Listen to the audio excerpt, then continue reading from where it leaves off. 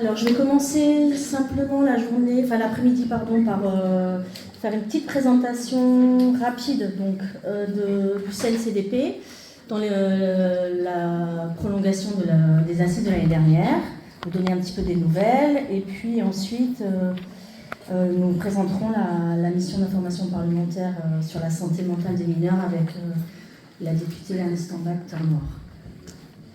Alors, comme je commence donc. Comme je vous l'annonçais l'année dernière, le CNCDP, le Comité national consultatif de déontologie des psychologues, a vu le jour. Il a été créé le 18 janvier 2025 lors d'une assemblée générale constitutive.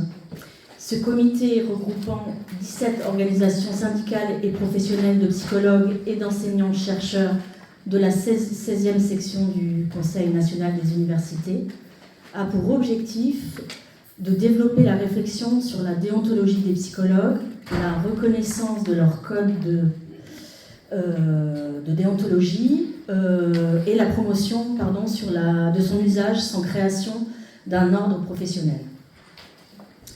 Créé sous l'impulsion du CEREDEPSI, le collectif Construire ensemble la réglementation de la déontologie des psychologues, cette structure associative, dotée d'un véritable statut juridique, est une structure experte et indépendante sur la déontologie, non assimilable à un ordre professionnel et portée par les organisations de psychologues dans leur diversité. En effet, l'ensemble des secteurs, privés, fonction publique, libérale, et des champs d'exercice de la profession, éducation, santé, travail, enseignement et recherche, justice sociale, etc., y sont représentés. Cette pluralité des représentations est un moteur pour le rassemblement de la profession. Le CNCDP est issu d'un travail de consensus entre les organisations conduit au sein de CEREDEPSI.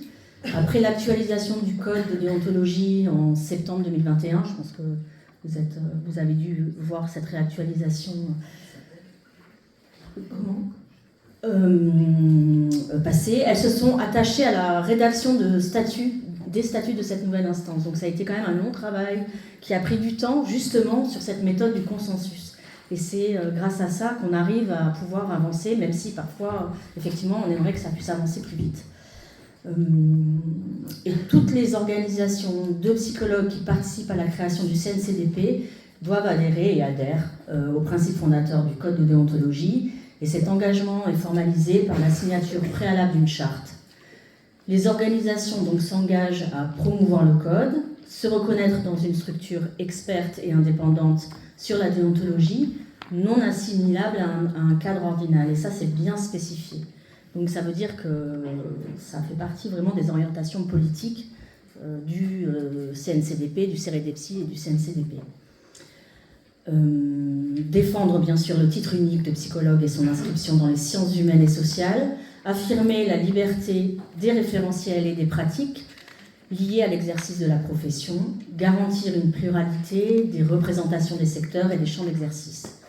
Le CNCDP est ouvert à toutes les organisations de psychologues souhaitant le rejoindre et adhérer à sa charte d'engagement ainsi qu'à ses statuts. Donc, on est pour l'instant 17, il y a 17 organisations, mais bien entendu, d'autres organisations ont d'ailleurs annoncé leur volonté de nous rejoindre et eux, ça pourra évoluer par la suite. Voilà.